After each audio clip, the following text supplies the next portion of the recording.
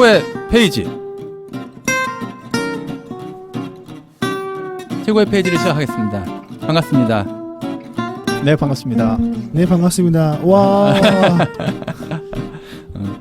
저희는 최고의 페이지라는 새로운 방송을 시작했습니다. 최고의 페이지 간단하게 한번 소개 좀 해주시죠.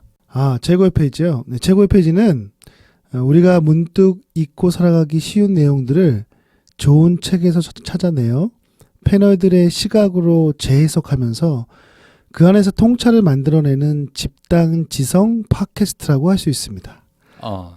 예, 그래서 책과 사람의 만남 그리고 패널들의 통찰력을 여러분이 함께 하실 수 있습니다. 좋네요. 멋지군요. 일단 저희 소개를 해야 되는 것 같아요. 저희는 지금 3명이 진행을 하고 있습니다. 저희 3명은 가장 기본적으로 강사고 저희 3명의 강의 경력을 합치면은 기본 30년 이상입니다. 만으로. 이렇게 얘기하니까 뭐 대단한 사람들인 것 같기도 한데 각자 소개를 간단하게 좀 한번 해주시면 좋겠습니다. 네, 반갑습니다. 저는 폰코칭 연구소를 운영하고 있는 이동훈입니다. 네, 저는 소통과 공감의 대표인 유경철이라고 합니다. 저는 박종화라고 합니다. 창의력에 관한 컨텐츠를 만들고 사람들한테 공급하고 있습니다. 반갑습니다. 네, 반갑습니다. 반갑습니다. 근데 소개하는데 너무 심플한 것 같아요. 네, 어떤 걸 주로 하시는지 좀 얘기하는 게 좋을 것 같아요. 그래요? 네. 네. 이동 코치님부터. 저는 이제 코칭하고 강의를 하고 있고요. 코칭과 관련된 책을 2014년도에 코칭의 정석이라는 책을 집필한 저자이기도 합니다. 네. 우리 유경철 대표님은? 네. 저는 주로 리더십, 소통, 문제 해결, 워크숍 이런 것들을 주로 강의하고 있고요. 사람들의 성장과 변화를 위해서 강의로서 아니면 글로서 워크숍으로서 제공해주고 있고, 저도 책을 2권 썼는데 첫 번째는 피터 드러커의 인재경영 현실로 리트히터다라는 책을 썼고요. 두 번째는 문제 해결자를 옆에 있는 박종화 선생님과 같이 집필을 했습니다. 반갑습니다. 저는 박종화라고 합니다. 저는 창의성에 관한 컨텐츠를 만들어서 사람들한테 제공하는 일을 하고 있습니다. 동영상 같은 것도 찍기도 하고 책을 쓰기도 하고 원고를 쓰기도 하고 그리고 강의를 사람들한테 하기도 하고 이런 여러 가지 활동을 하고 있습니다. 반갑습니다. 반갑습니다. 반갑습니다. 네. 먼저 이 책에 대한 이야기를 하죠. 오늘 저희가 잡은 책은 언어의 온도라는 책입니다. 언어의 온도. 이 책 처음에 딱 받았을 때 느낌이 어떠셨어요? 언어의 온도. 저는 괜찮다라는 느낌을 받았어요. 왜냐하면 이 느낌이 이제 아스팔트 위에 핀 꽃 같은 느낌. 네, 그런 느낌이 들어서 언어의 온도? 나름대로 신선하다. 뭐 이런 생각을 했어요. 이 언어의 온도라는 제목을 딱 듣고 느낌이 딱 오셨어요? 느낌은 그런 느낌이었던 것 같아요. 네, 느낌은 저희 같은 이제 자기 개발자 같은 경우는 사실은 우리가 이제 어떤 기술이나 스킬 이런 부분에 대해서 얘기를 하지만 사실은 그 속에서 우리가 온도를 느끼거나 이런 건 사실 안 하잖아요. 이제 그런 부분에 대한 느낌은 책을 보지 않고는 그런 느낌이었다. 그래서 이제 좀 자기 개발서가 아닐까라는 그런 어떤 기대를 가지고 봤는데 전혀 다른 내용이었다라는 겁니다. 유 대표님 어떠셨어요? 먼저 저희한테 이 책을 하자고 네. 말씀하셨죠. 저는 우선은 처음에 봤을 때는 이제 제가 소통 강의를 많이 하기 때문에 우선 언어의 온도잖아요. 그래서 뭔가 관련된 것이 있어서 도움이 되겠다라고 해서 샀거든요. 그래서 봤는데 그런 게 아니었던 거예요. 굉장히 감성적이고 수필 같죠, 그렇죠? 네. 그래서 뭔가 자기의 어떤 생각이라든가 경험한 것들을 담담하게 썼는데 아마도 이 책이 지금도 거의 베스트셀러 1위인 것 같은데 그 이유가 사람들에게 우리가 자기계발서적이라든가 그런 것들을 굉장히 많이 강요당하고 있죠. 그리고 이제 그런 것들이 필요해서 사는데 아마도 이 책은 그런 시장에서 출판 시장에서 뭔가 감성을 원하는 그리고 살아가는 데 있어서의 그냥 우리의 소소한 이야기들을 굉장히 자연스럽고 공감되게 표현해내서 굉장히 잘 되고 있는 것 같아요. 어쨌든 저는 그런 면에서 좀 좋았어요. 왜냐하면 네 그냥 좀 처음에 의도는 달랐지만 어떤 감성적인 것들을 나에게 줄 수 있어서 그런 면에서 되게 좋았던 것 같아요. 감성적인 거 좋아하시는 그쵸. 분들은 무척 좋아하면서 제가 또 외모랑 다르게 그런 거 굉장히 좋아하고 감성 공감 예 좋습니다. 저보다 네이버에 찾아볼 것 같아요. 외모가 어떠신지. 꼭 찾아보세요. 참고로 외모하고는 잘 안 어울리시는데 아 그런가요? 아, 네. 저는 사실 이 언어의 온도라는 책을 딱 들고 이 책은 나를 위한 책은 아니구나 이런 생각을 했어요. 왜냐면은 이 판형도 조그만하고 이 안에 폰트가 이게 이 정도 폰트면 8 정도 되는 것 같아요. 우리가 네. A4 8 정도. 우리가 보통 10 쓰잖아요. 네. 어디 가면 11, 12도 많이 우리한테 보여주는데 이 잘 조그맣고 글씨도 조그맣고 잘 눈에 들어오지 않는 그런 폰트에다가 예쁘기는 한데 왠지 모르게 애들lik한 애들 느낌 뭐 이런 느낌 뭐 소녀 같은 느낌 이런 거 더 많이 줘가지고 이 나를 위한 책은 아닌 것 같다라는 생각도 좀 들었고 저는 솔직하게 말씀드리면 언어의 온도라는 게 제목이 와닿지 않았어요. 무슨 왜요? 말인지 모르겠더라고요. 언어의 온도 무슨 말이냐 뭐 이런 생각을 했었어요. 네. 근데 이 안에 읽어보니까 온도에도 차가운 온도가 있고 뜨거운 온도가 있다 이런 얘기를 보고 아 내가 온도는 항상 뜨거운 거구나라는 고정관념을 갖고 있었구나라는 걸 알았어요. 그러니까 온도가 차가울 수도 있고 뜨거울 수도 있는데 너무 차갑게 하지 말고 너무 뜨겁게도 하지 말고 뭐 이런 이야기를 하는 것 같더라고요. 근데 나의 고정관념 때문에 이게 네. 사실은 딱 와닿지 않았던 것 같아요. 네. 온도하고 언어하고 잘 안 맞잖아요. 실제로는. 조금 안 맞죠. 네. 근데 원래 보통 창의성을 얘기할 때 A 플러스 B로 C를 만드는데 A하고 B하고 좀 전혀 이질적인 것을 연결했을 때 뭔가 인사이트를 주는 C가 나온다 이런 건데 네. 사실은 설명을 듣기 전에는 저한테는 인사이트가 별로 없었던 아. 그런 책이었습니다. 아, 그럴 수도 있겠군요. 아, 그렇게도 볼 수 있는 사람이 있구나라는 걸 또 새롭게 알았습니다. 근데 개인적으로 이 책 어떠세요? 마음에 드세요? 보라색 표지가 보라색이 사실은 귀족들의 색깔이잖아요. 왜냐면 보라색이요? 네, 왜냐면 색깔 중에서 가장 늦게 나온 색 중에 하나가 보라색이래요. 왜냐면 그때 당시로 이제 물감이나 이런 인공이 아니라 자연에서 이제 색깔을 얻어야 되기 때문에 그런 부분에서 보라색이 가장 늦게 나왔다라는 얘기 있는 것처럼 아마 이 책이 그런 귀족적인 분위기 아마 그런 의미에서 본다면 이 책을 그냥 보기에는 아, 들고 다니기 참 쉽겠다라는 것과 품위가 있겠다라는 두 가지가 느껴졌어요.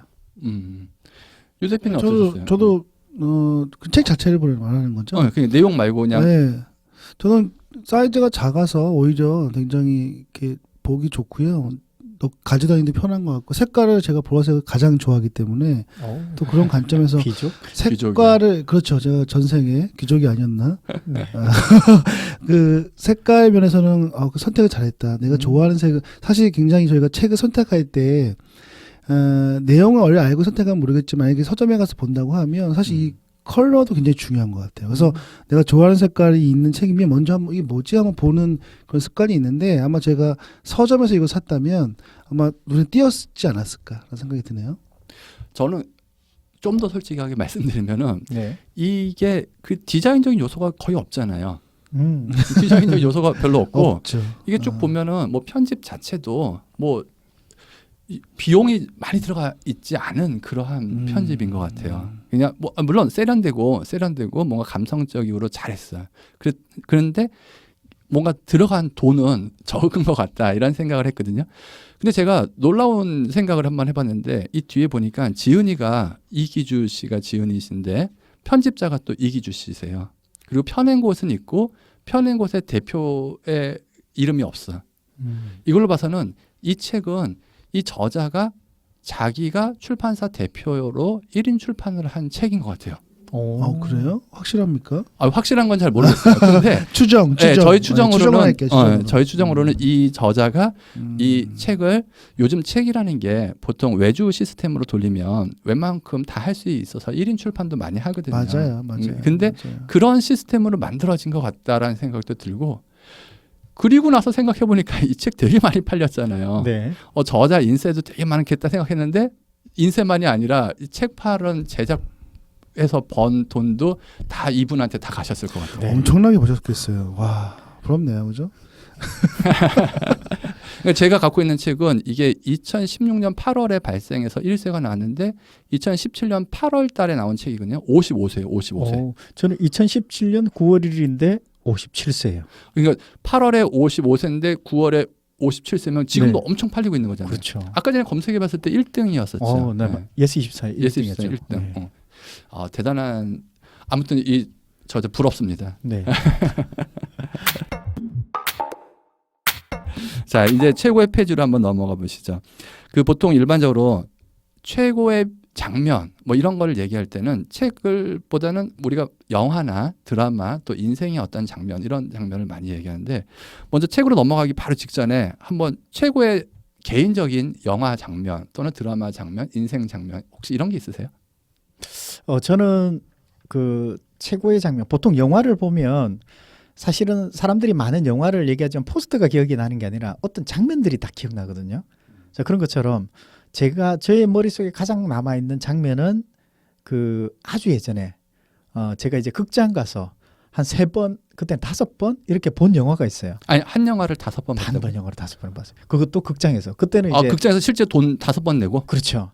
그때 당시는 비디오 정도가 이렇게 활발했던 시대였기 때문에 그 영화 제목이 뭐냐면 천녀유혼이라는 영화였어요. 천녀유혼. 네. 왕조연 그렇죠. 나왔던 장국영하고 장국영. 네, 같이 나왔던 그 장면인데 우선은 간단하게 그 여담을 말씀드리자면 그때 당시 왕조연이 나오면서 그때 영화관에 보면 이렇게 포스터를 이렇게 붙여놔서 사진처럼 이렇게 찍어놔서 이렇게 붙여놓았던 장면들이 있어요.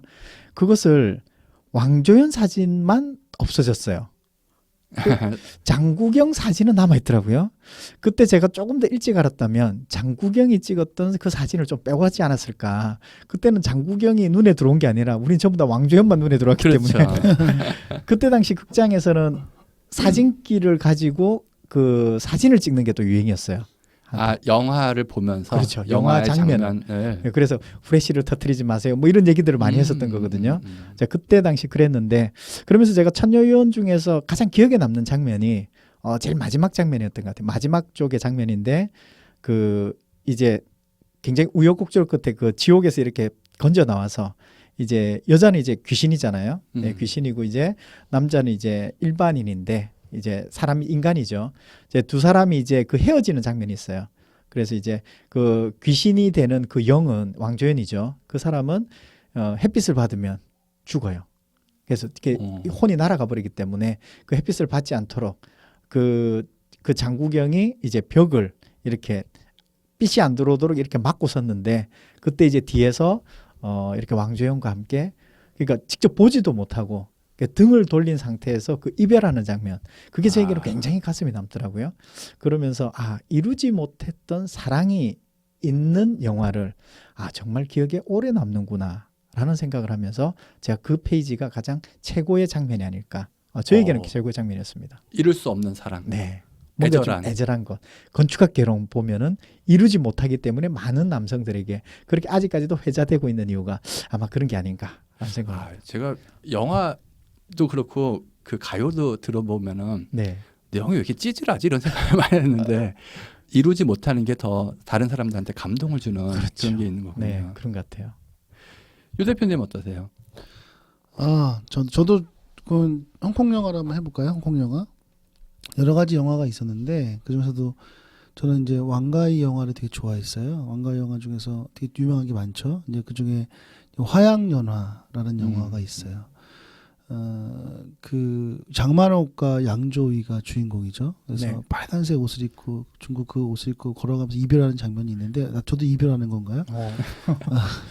내가 예전에 그 처음에 그 왕가이 영화가 나왔을 때 굉장히 충격적이었어요. 그때 제가 히트했던 건 이제 중경상님 그렇죠? 그런 영화가 나왔었고 뭐 아비정전, 해피투게더 많이 있는데 그래서 너무 그때 감동을 해서 사실은 기존에 우리나라에서 보지 못했던 뭐 카메라 워킹이라든가 뭐 흔들림 찍는 이런 영상이라든가 이런 것들이 있어서 제가 카페까지 만들었어요. 동호회. 그래서 왕가이 다음 카페에 보시면 지금도 있긴 있어요.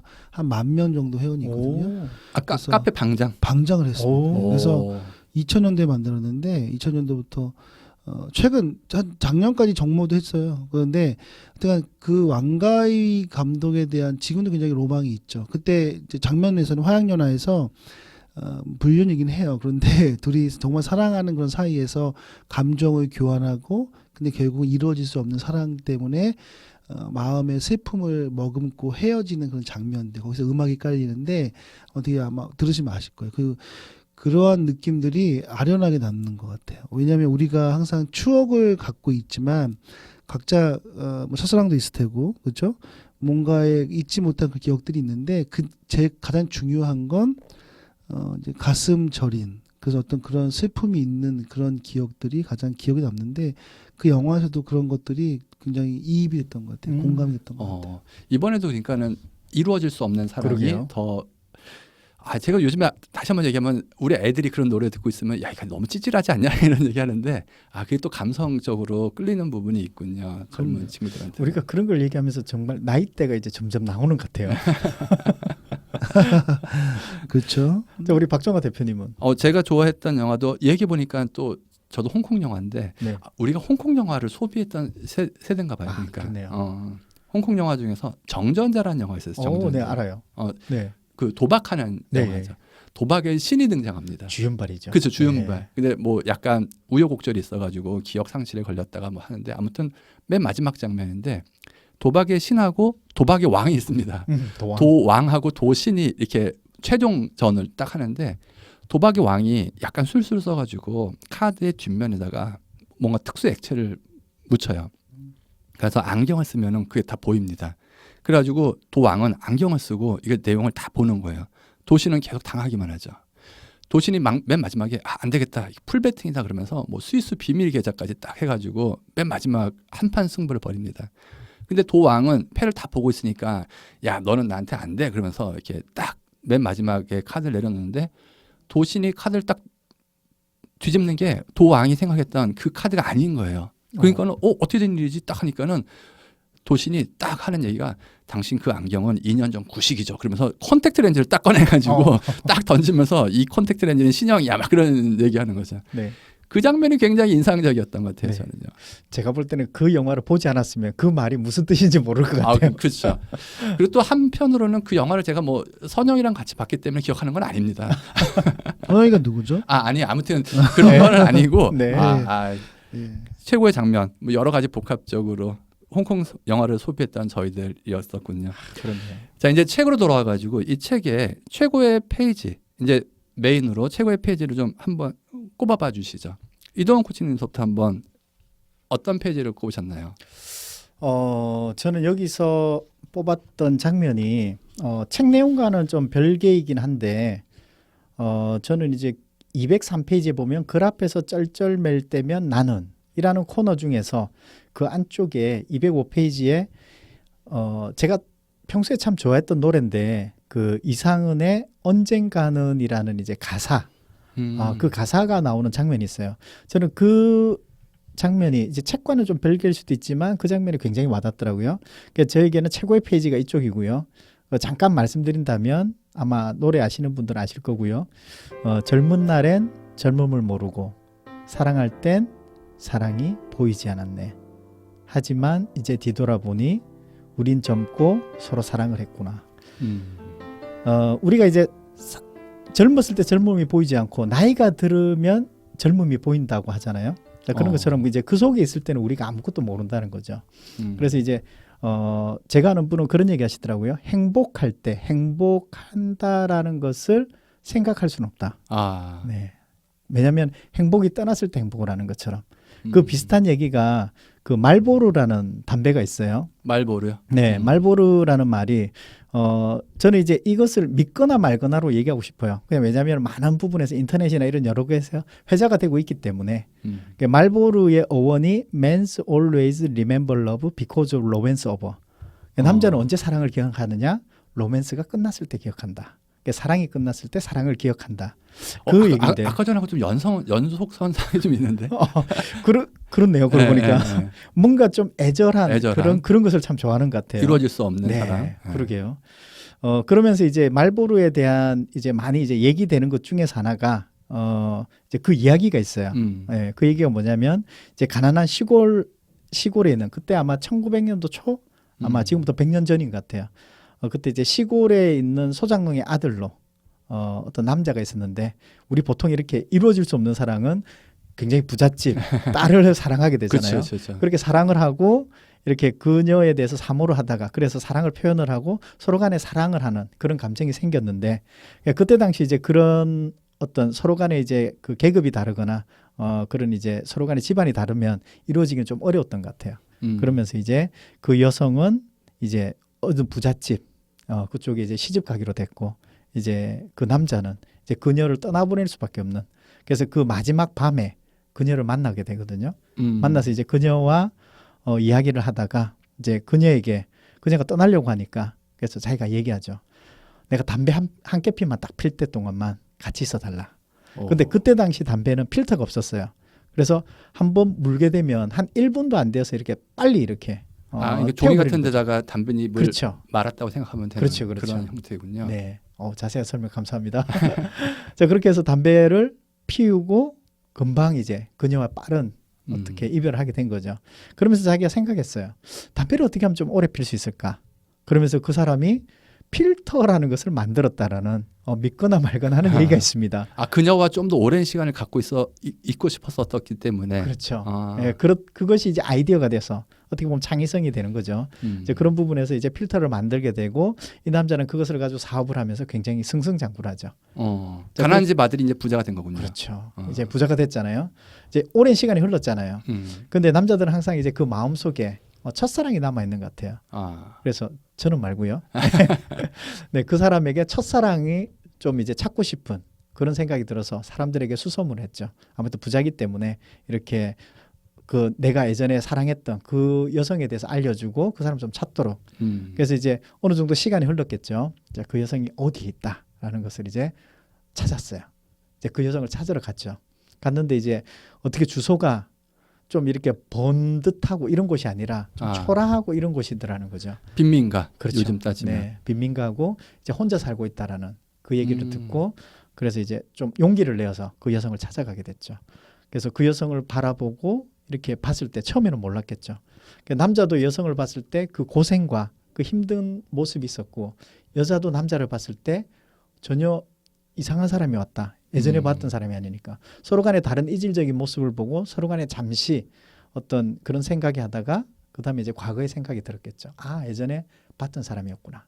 그래서 이제 같이 이제 만났는데 이제 남자 입장에서는 예전에 사랑이 있으니 다시 만나지 않겠냐. 다시 나랑 같이 가지 않겠느냐 했고 여성은 그런 남성을 보면서 지금 바로 답변을 드리기는 어렵다. 좀 시간을 달라. 그래서 내일 이 시간에 오면은 내가 답변을 주겠다. 하고 이제 헤어지잖아요. 그래서 다음 날 왔을 때 그 남성은 이제 그 여성을 찾아라 이제 문을 두드리고 들어가는데 그때 발견한 것은 그 여성의 시체만 발견했다는 거죠. 목을 메고. 목매서 자살을 했군요. 네.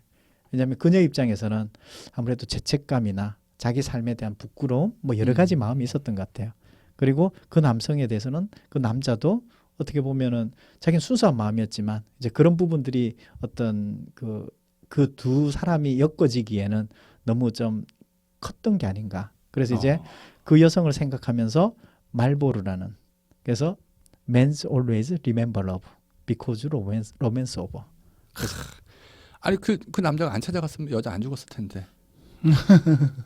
그럼 찾아가고 싶잖아요. 그러니까 네. 남자는 찾아가고 싶군데. 네. 그렇겠죠. 네. 네. 그래서 사랑할 때 사랑이 보이지 않고 우리가 뭔가 행복할 때 행복이 보이지 않는데 내가 만약에 사랑하고 있다 행복했다라고 한다면 그건 지나간 시간 지나가고 나서 느끼는 게 아닌가 아마 그런 그렇죠. 부분에서 아마 이것이 저에게는 가장 최고의 페이지가 될 것 같습니다. 지금이 젊은 때 젊음을 모르는 것처럼 어쩌면 지금 행복한데 그걸 모르고 지금 우리가 살고 있을 수도 있군요. 그렇죠. 어떻게 보면 우리가 이렇게 녹음하는 것 자체도 지금 행복한데 지금 몰입하고 있으면서 행복한 걸 못 느끼고 있잖아요. 지금 우리는 지금 어떻게 하지? 긴장하고 있고 뭐 이렇잖아요. 네, 그런 것처럼 그렇죠. 아마 그렇게 아닌가라는 생각이 들어요. 지금 행복을 느끼는 게 제일 중요한 것 같아요. 네. 유 대표님은 저요? 어떤 장면을 뽑으셨어요? 저는 그러니까 지금 이제 얘기 들으면서 느꼈던 게 그러니까 정말 어떻게 보면 지금이 참 행복한 건데 네. 우리는 지금의 일상에서 뭔가 뭐 자기 고민이 있거나 아니면 더 어떤 큰 목표가 있거나 뭐 그런 것들 때문에 그런 것들을 자꾸만 생각하지 못하고 자꾸만 더 괴롭고 힘든 것들이 있는 것 같아요. 그래서 그런 생각을 들면서 내가 우리 코치님 얘기 들으면서 내가 행복하구나 사실은 더 많은 걸 가졌구나 이런 생각이 들면서 행복해지려고 해요. 그래서 그 좋은 이제 네. 이야기해 주셔서 감사드리고요. 저는 이제 그 여기 보시면 제목 중에서 여행을 직업으로 삼은 녀석이라고 주제가 되어 있어요. 네. 근데 여행에 대해서 쓴 거거든요. 그래서 이제 여행은 인간적인 본능이다. 제가 여행을 굉장히 좋아하거든요. 그래서 이게 이 글이 굉장히 좀 인상적이었는데 우선 여기 쭉 읽어보시면 에피소드가 하나 있어요. 뭐냐면 제가 잠깐 읽어드리면 아주 길지는 않으니까 좀 읽어드릴게요. 돌연히 떠오르는 기억이 있다. 대학 4학년 때다. 동아리방인 졸업반 학생들이 심각한 표정으로 각자 업으로 삼고 싶은 직업을 늘어놓았다. 종종 언론에서 발표하는 대학생 취업 선호도 분포와 크게 다르지 않았는데 한 녀석은 창밖으로 펼쳐진 풍경을 지그시 바라보다 난 여행을 직업으로 할 거야 라며 조금 생뚱맞은 대답을 내놓았다. 우리 녀석의 계획을 듣고는 하하 그래 네 마음대로 해 대신 여행지에서 엽서나 보내 라고 껄껄껄 웃었다. 그때 친구들이 터뜨린 폭소는 녀석의 계획을 깎아내리는 비웃음이 아니라 오히려 너만큼은 그렇게 살았으면 좋겠다는 당부와 격려의 환호성이었던 것이다. 우리는 친구의 성이 정씨라는 점에 착안해 인디아나 정스라는 별명도 붙여주었다. 몇 년 뒤 친구와 어렵사리 연락이 닿았다. 돈이 모이면 확휙 파리로 프라하로 떠난다고 했다. 그곳의 공기를 마시며 살고 있다고 했다. 녀석은 난 충분히 잘 살고 있어. 걱정하지 마. 라는 이야기를 프랑스 작가 프랑수아주 사강의 책에 나오는 문장을 인용하며 우회적으로 드러냈다. 다들 꿈을 잃어버렸다고 자조하기 분주한 세상이지만 그 친구만큼은 본인이 내뱉은 말을 실행에 옮기며 살아가고 있는 듯했다. 녀석은 말했다. 기주야, 나는 오래전부터 이곳에 오는 꿈을 꾸었던 것 같아. 제가 이제 어떠세요? 제가 이 구절을 읽으면서 저도 어렸을 때 꿈이 세계 일주였거든요. 그래서 정말 이런 꿈 생각까지 했어요. 아, 내가 여행 가이드를 하면 세계 일주를 할 수 있을까? 막 그래서 가이드를 해야 될까? 이런 생각도 했는데 네. 세계에 대한 막연한 동경이 있었고요. TV 같은 거 보면 누구나 TV를 보지만 막 뉴욕 같은 데 나오면 와 저기는 어떻게 다를까? 그리고 막 저런 빛이 멋있는 그죠? 남태평양, 태평양 그런 생각이 들었는데 이 여기서 보면 사람들은 다 자기가 하고 싶어하는 걸 하고 싶어 하지만 못하죠. 그냥 꿈은 꿈, 이상은 이상으로 보거든요. 근데 여기서 보면 이 친구는 난 이렇게 할 거야 했는데 진짜 돈을 모아서 물론 직업이 뭔지 모르겠어요. 그런데 프라하를 가고 파리를 가고 그냥 가고 싶은 데를 갈 수 있다는 거 저는 그게 굉장히 중요한 것 같아요. 우리는 하고자 하지만 내가 처해진 상황, 환경 때문에 못하는 게 너무 많은 것 같아요.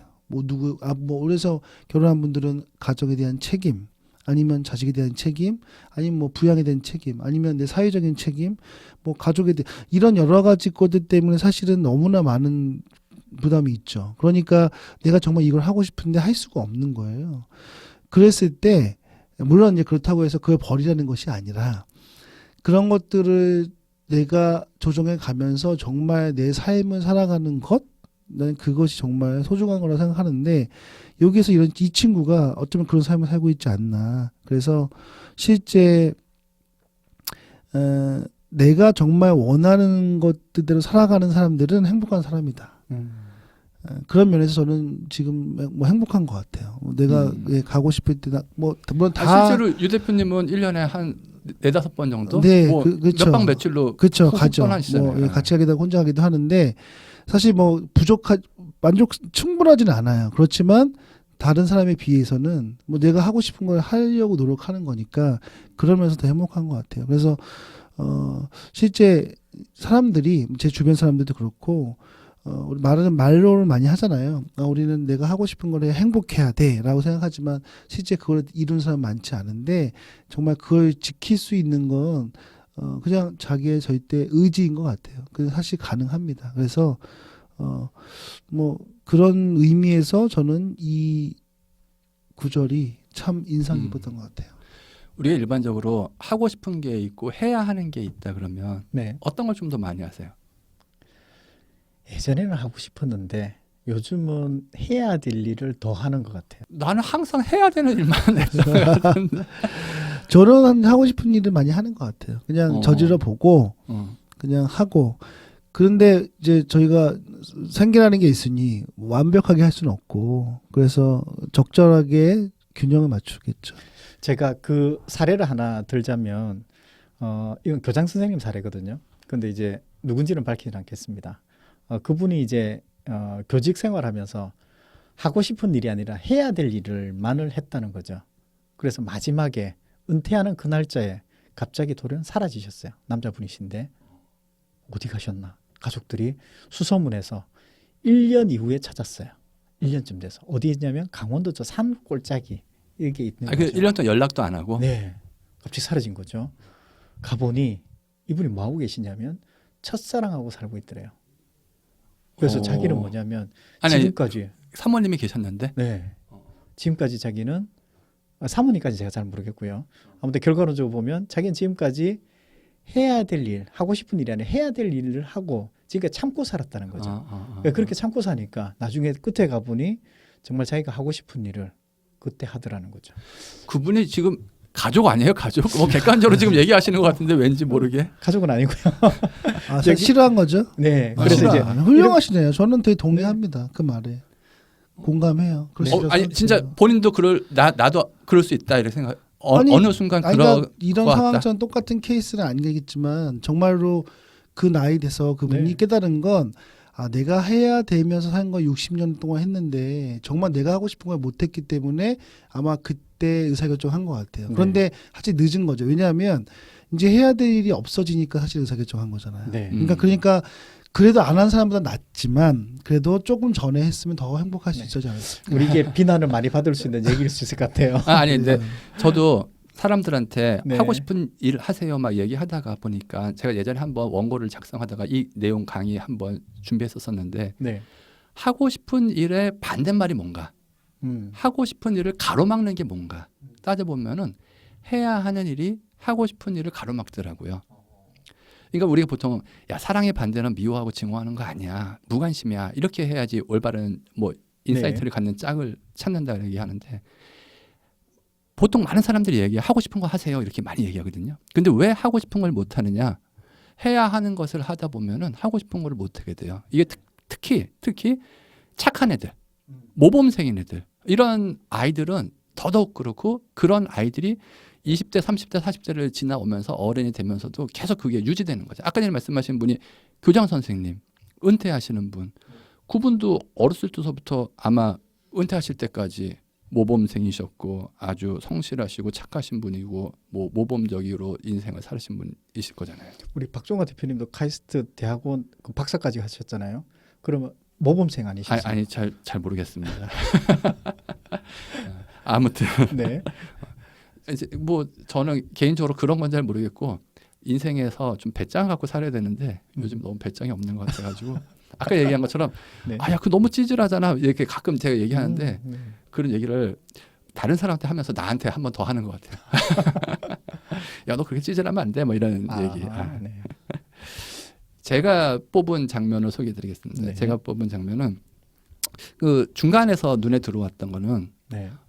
원래 그런 것과 그렇지 않은 것 95페이지인데 원래 그런 건 없는 거야 이런 내용이에요. 그러니까 원래 그런 거야 이렇게 얘기하기 시작하면은 다른 생각 같은 게 원천적으로 차단된다. 그러니까 다른 해석이나 호기심이 원천 차단되기 때문에 그냥 다른 뭔가 진행시키지 못하고 딱 끊어버리는 효과가 발생한다. 그래서 원래 그런 거야라고 얘기하면은 뭔가 새로운 생각을 못하게 된다. 이런 이야기가 굉장히 와닿았던 것 같아요. 뭐 중간에 있는 부분 한번 읽어드리면 원래 그렇다라는 표현에 익숙한 우리는 질문에도 익숙하지 않은 것 같다. 수업 시간만 해도 그렇다. 교사도 학생도 질문을 독려하지 않는다. 질문도 안 했는데 답을 먼저 가르쳐준다. 그래서 답만 열심히 외운다. 어쩌다 궁금한 것 있냐? 라고 질문을 받으면 어쩌다 궁금한 것 있나요? 하고 질문을 받으면 선생님의 시선을 외면하기 바쁘다.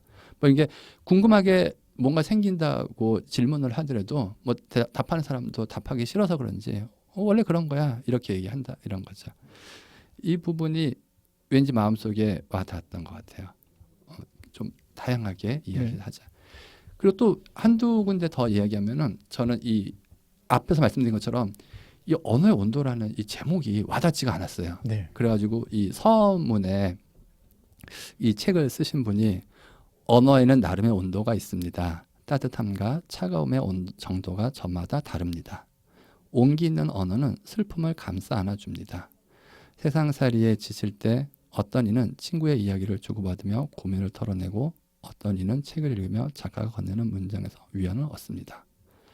용광로처럼 뜨거운 언어에는 감정이 잔뜩 실리기 마련입니다. 말하는 사람은 시원할지 몰라도 듣는 사람은 정서적 화상을 입을 수 있습니다.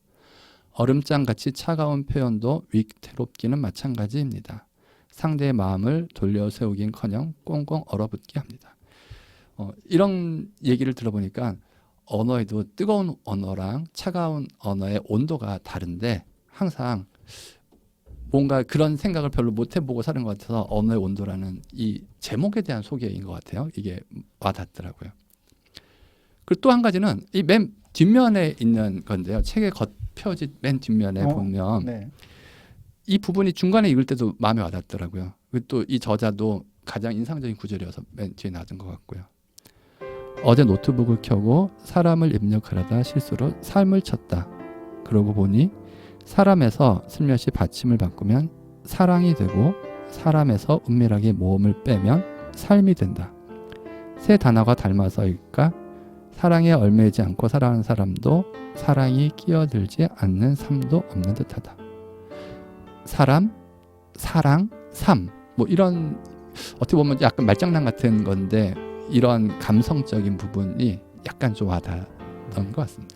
최근에 제가 받았던 질문 중에서 하나가 사람은 왜 사나요? 라고 저한테 질문을 하더라고요. 사람은 왜 사나요? 사람은 왜 사나요? 알고 싶어요. 어려운 질문이군요. 그래서 제가 이 얘기를 해줬어요. 사람은 사랑하면서 사는 것이 삶이다. 오, 그렇게 얘기를 하니까 이해가 된다. 뭐 이렇게 했는데 제가 그 행복의 조건을 썼던 그 교수님이 계세요. 그분이 이제 행복을 얘기할 때 우리도 뭐 살아가면서 행복이 중요하다라고 얘기하는데 행복을 두 가지로 얘기하잖아요. 하나는 맛있는 걸 먹는 것. 다른 하나는 좋은 사람을 만나는 것. 궁극적으로 그럼 행복이 뭐냐? 좋은 사람을 만나서 맛있는 걸 먹는 것. 근데 이것을 자주 먹는 것. 네, 우리는 행복을 강도로 생각하는데 빈도다. 자주 그것을 하는 것이 더 중요하다. 아마 그런 걸 하면서 아마 이 마지막 이 문장이 그런 삶에 대한 얘기를 해주는 것 같아서 너무 좋은 것 같아요. 진짜 근데 그래요? 그렇다네요. 좋은 사람을 만나서 맛있는 걸 먹으면 행복한 거예요, 계속? 네, 그렇다네요. 그래서 우리는 다이어트가 맨날 힘들지 않을까요? 행복한가요? 아니 그러면은 배가 좀 더 많이 나온 우리 유 대표가 더 행복한가? 아니 저는 그다지 안 나오는데. 로맨티스트인데. 네. 그렇군요. 야, 사랑의 온도라는 책에 대해서 저희가 조금 언어의 온도? 죄송합니다. 사랑의 온도. 사랑의 온도라는 드라마가 있더라고요. 사랑의 온도. 진짜요? 그래요? 네, 드라마가 우리나라에? 요즘에, 지금 하고 있는 드라마예요. TV에서. TV가 그래서- 없었어. 저도 이거 내용은 잘 모르는데 그 네. 드라마 제목 보고 처음에는 언어의 온도가 그 사랑의 온도를 베꼈나 이런 생각을 했어요. 사실은 우리 이 책 읽자고 맨 처음 제목을, 했을 때 제목만 네. 딱 보고 근데 가만히 생각해 보니까 그 순서가 이 책이 워낙 유명하니까 드라마 제목을 그렇게 비슷하게 간 것 같아요. 그럴 수도 있을 것 네. 같아요. 오히려 시점을 그렇죠. 보면. 시점으로 그게 더 합리적이더라고요. 언어의 온도라는 책의 인상적인 구절도 한번 살펴봤습니다. 전체적인 내용, 기본적인 아무 총평을 한번 하신다면은 어떻습니까? 느낌이 어떠셨어요? 총평을 한다면 제가 평소에 읽어보지 못했던 왜냐하면은 우리가 에세이 같은 경우는 지금 이제 우리가 이제 지금 하는 일 자체가 자기 개발이고 이쪽이다 보니까 좀 무미건조한 책들을 많이 보다 보니까 이 책을 좀 접하기는 어려웠고 그러면서 아까도 잠깐 말씀드렸듯이 아스팔트 위에 핀 한 송이 꽃 같아 이런 느낌. 평소에 생활이 아스팔트였는데 네. 아스팔트로 열심히 다녀야 되는데 생화가 있으니까 잠깐 멈춰야 되는. 그래서 멈추면서 봐야 되니까 우리 주변에도 이런 꽃들이 있구나 하면서 이제 아스팔트 속에 꽃이 있었다는 사실을 좀 알게 해주는 약간 좀 제 표현이 약간 이해하기는 좀 어렵겠지만 언어의 온도에 맞게끔 이렇게 이해를 우리 했으면 평소에 좋겠습니다. 그 꽃밭에서 꽃과 같이 생활하시는 유 대표님은 어떤 느낌을 얻으셨어요? 아, 제가 꽃밭에 생활하나요? 감성이 풍부하게. 아, 제 사는 곳을 말씀하셨군요. 저는 우선 사실 어렸을 때 그 문학 소년이었어요. 오, 그래서, 문학 소년? 네. 그래서 소설, 뭐 시, 수필 이런 거 되게 좋아했거든요. 그래서 얼굴하고 매칭 잘 안 되는. 아니, 제가 그렇게 얘기하시면 안 되고요. 매칭 돼요. 지금 이게 목소리만 나온다고 그러는 거예요, 진짜. 그런데 실제 그래서 굉장히 그런 거 좋아했고 또 학창 시절에도 주로 소설이나 수필을 많이 읽었거든요. 근데 이제 지금은 일을 하다 보니 이제 거의 뭐 경영 경제 서적이나 아니면 자기 개발 서적을 주로 읽죠. 그러다 보니까 사실 굉장히 드라이하고 업무 일 때문에 읽는 책이기 때문에 사실 굉장히 어때요? 좀 치밀하게 읽으면서 필요한 것들만 캐치하잖아요. 근데 이제 오랜만에 옛날로 돌아간 듯한 느낌이 들었어요. 그래서 옛날에 내가 이런 어떤 구절을 읽고 막 이렇게 마음이 따뜻해지고 감성적으로 생각하고 그다음에 그 옛날 사람도 생각나고 나도 저때 그랬지 이러면서 굉장히 이입이 많이 된 것 같아요. 공감이라고 하죠. 그래서 그런 면에서 저 개인적으로는 그냥 굉장히 좀 편하게 부담 없이 아무 생각 없이 어떤 목적 없이 읽을 수 있는 책이어서 좋았고 두 번째는 요즘 같은 뭔가 이슈가 있고 뭐 굉장히 어떤 그런 것들이 글을 써야 아니면 그런 것들이 베스트셀러가 되는 이제 시대잖아요. 그런데 이런 수필들이 이렇게 계속 오랫동안 탑에 있다는 순위에 그게 굉장히 저는 좋은 고무적인 현상인 것 같아요. 그런 의미에서 본다면 아마 한쪽이 너무 기울였기 때문에 오히려 다른 쪽이 같이 좀 밸런스를 맞추기 위해서 이 책이 아마 뜨지 않았나. 사회적으로. 그렇죠. 너무 자기 개발 하니까 우리가 자기 개발만 다냐. 그러면 자기 개발에 대한 약간 좀 이렇게 거부 반응이 있으신 분들이 많으세요. 요즘에 사회적인 분위기가 너무 딱딱하고 네. 좀 건조하고 그렇죠. 뭐 돈 벌려고만 뭐 하고 비전, 꿈 그걸 이뤄라. 그래야면 너는 실패한 인생이야. 뭐 이런 쪽으로만 자꾸 얘기하다 보니까 그러면 내 삶이 그러면 그렇게 따라가지 않으면 그 트랙에 따라가지 않으면 내가 실패한 것인가? 라는 부분에 대한 의구심이 오히려 이런 책에 대한 어떤 호기심으로 바뀌지 않았나라는 생각이 듭니다. 맞아. 그런 대목으로 보면 네. 사람들이 요즘에 이게 유행이에요. 이렇게 하셔야 돼요. 라고 얘기하는 것을 따라서 하면은 잘 되는 게 별로 없는 거야. 네. 오히려 그거하고 전혀 다르게 접근했을 때 사람들이 저게 신선한데 하고 그쪽으로 주목을 끌 수 있는. 그러니까 다른 사람이 하듯이 하는 거, 요즘 유행하는 거, 뭐 그런 거 따라서 하는 정답을 따라가는 게 아니라 내가 생각하기에 이런 게 필요해라고 생각하는 자신의 답을 만들어가는 게 우리한테는 더 필요한 요즘에 이 책도 그런 맥락으로 보면 어떤 메시지를 주는 그런 책이었었군요. 그렇네요. 저는 개인적으로 이 책을 처음에 조금 읽어보니까 이런 그 감성적인 책을 요즘에 최근에 진짜 잘 안 읽은 것 같아가지고 옛날에 이렇게 아버지들이 우리가 뭔가 좀 소녀처럼 하면은 사내 새끼가 뭐 그러면서 뭐 이렇게 좀 화내시는 그런 느낌이 뭐 약간 들었어요, 사실은. 뭐 그런 그래서 사내 새끼가 막 이런 느낌. 그러니까 내가 직접 이분한테 얘기하지 않아도 누군가 내가 이거 읽고 있는 그러니까 누군가 이런 얘기한 사람한테 나의 부모님 세대에 계신 분들이 얘기하는 듯한 느낌도 조금 들고 했었는데 조금 뒤에 넘어가면서 시간을 보내면서 보니까 이런 감성 같은 것도 아주 좋은데 라는 생각이 들고 책을 덮을 때까지 쭉 읽은 다음에는 이제는 사실 최근에는 이런 좀 감성적인 글을 좀 안 쓰려고 그랬거든요. 글을 안 쓰려고 일부러 생각했었는데 이런 것도 한번 좀 많이 표현해보고 해보면 참 좋겠다 이런 생각을 저는 개인적으로 했습니다.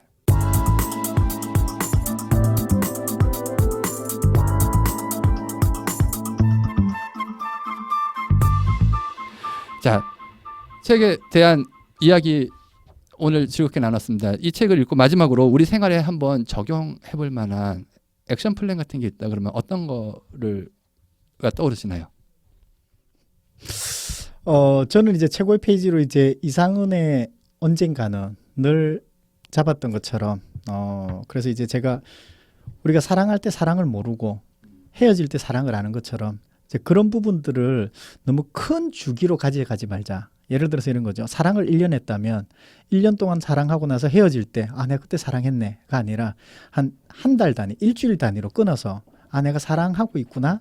이렇게 좀 주기로 끊어서 뭔가 생각해 본다고 한다면 내가 지금 충분히 행복하고 있는 것을 그 순간순간에 느끼지 않을까. 그래서 이제 제가 실행할 것을. 죄송합니다. 내가 잘 오해해서 들었어요. 네. 한 달 단위로 여자를 바꿔서 만난다. 이런 거는 그런 건 아니고요. 아니었던 거죠. 네. 예. 그래서 우리가 지금 행복한데 자꾸 어. 행복을 끝났을 때 행복을 느끼지 말고 우리가 우리가 이제 뭐 하루를 다시 돌아본다든지 이런 걸 통해서 내가 오늘도 이렇게 참 행복했구나. 1년을 돌아보지 말고 네. 하루를 돌아보자 이런 그렇죠. 짧게 주기를 주기를 가지고 가지면서 한번 돌아보는 것도 한번 해보자. 이제 그럼 그것이 더더욱 저에게 행복을 느끼게 될 거다. 그렇죠. 행복을 자주 느끼게 될 것이다. 자주 느끼게 되는 네. 게 중요하다. 행복은 자주가. 강도가 아니라 빈도라고 했기 때문에 행복은 강도가 아니라 빈도. 빈도다. 네, 얼마나 자주. 네. 좋습니다. 네, 좋은 얘기네요. 행복은 강도가 아니라 빈도다. 저는 강하고 자주 하고 싶은데요. 욕심쟁이. 저는 이런 생각이 들었어요. 뭐 전 책의 내용 이런 거 컨셉 이런 거 상관없이 그냥 내가 좀 이렇게 감성적인 이런 느낌이 있는 책을 읽으면서 내가 그런 거 너무 좋아하는데 그런 걸 좀 잃고 살지 않았나.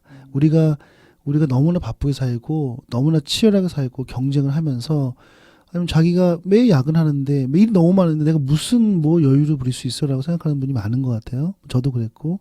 그런데 결국 궁극적인 것은 내가 하고자 하는 것을 하고 살지 못한다면 사실은 굉장히 불행한 것 같아요. 우리가 아까 행복을 얘기했지만 사실 행복하기 위해서 사는 거잖아요. 그렇죠? 그래서 내가 주도적인 삶을 살아야 되는데 또 이런 얘기 하죠.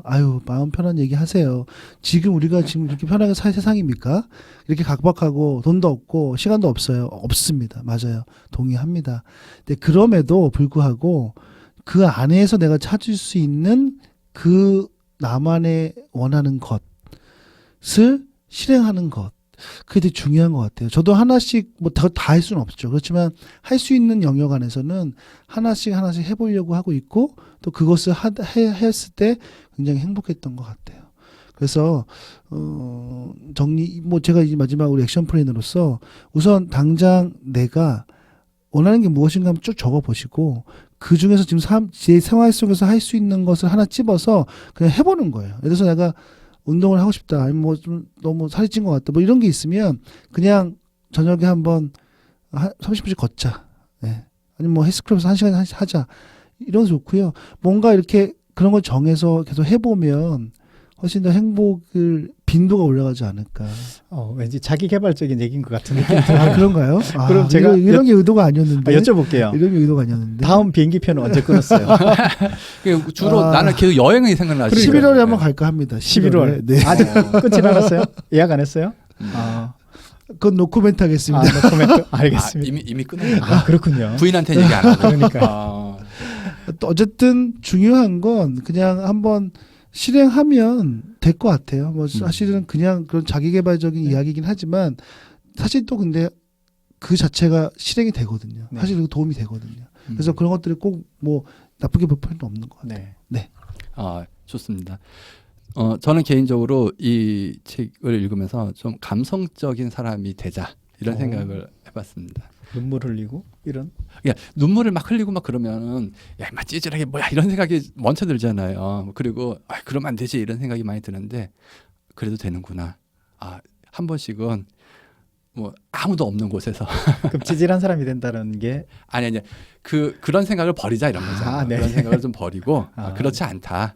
그렇다고 찌질한 거 아니다. 네. 좀 감성을 좀 풍부하게 내가 일단 느끼고 한번 표현해보고 첫 번째는 내가 한번 느껴보는 거고, 그러니까 뭐 느끼는 강도를 높여본다든지 뭐 빈도를 높여본다든지 뭐 그런 것을 나 스스로 한번 체험을 좀 더 자기한테 시간도 많이 주고 하고, 두 번째는 표현도 한번 해보고, 그 글 같은 것도 너무 딱딱한 것만 자꾸 쓴다든지 일부러 나의 감성적인 표현을 절제한다든지 뭐 피한다든지 하는 것보다도 한 번씩은 그런 원고도 좀 써보고 뭐 그래본. 박종화 대표님이 가장 좋아하는 게 돈인데 그러니까 그렇게 되면 돈이 안 풀리지 않을까요?